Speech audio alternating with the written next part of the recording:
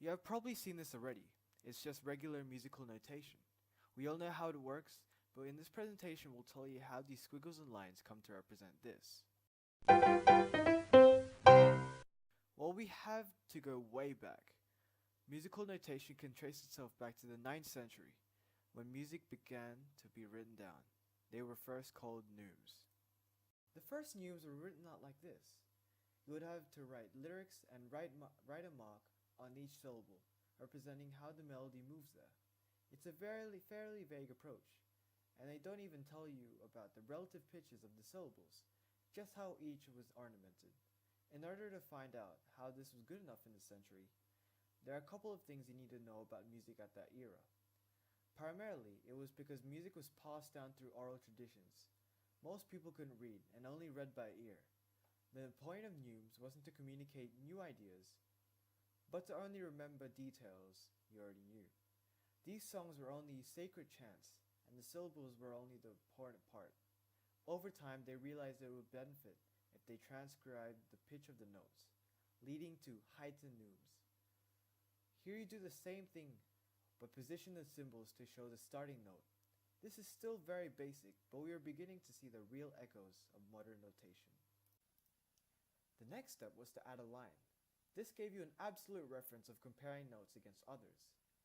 This line usually represented the notes either F or C.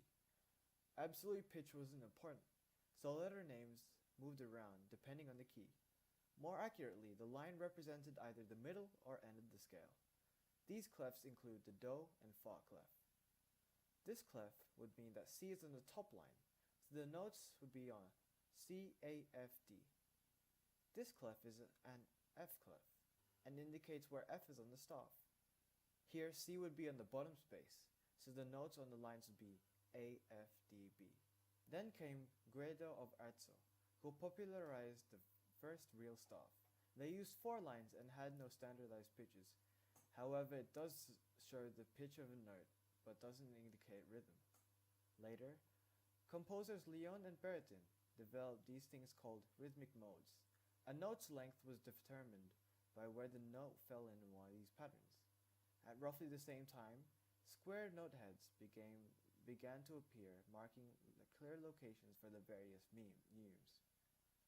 These note heads showed information on melody, taking various shapes depending on the ornamentation of the phrase. The idea for using them with rhythmic information came later in 13th century from Franco of Cologne.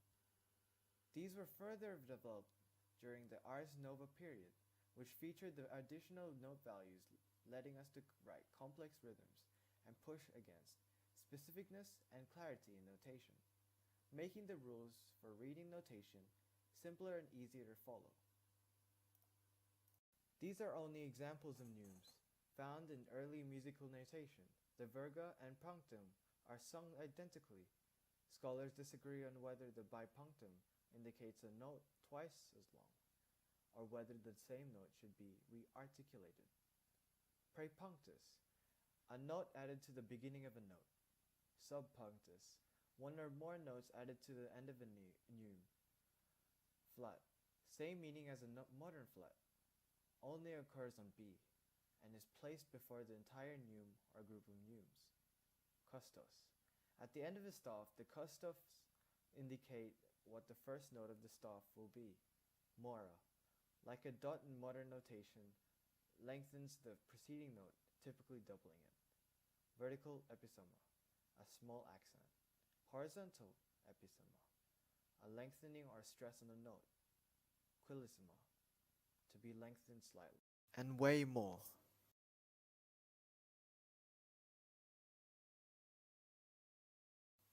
Comparison to today's modern notation. This excerpt is an example of neumes in that era, and the table beside it shows our modern interpretation of how to read this particular score.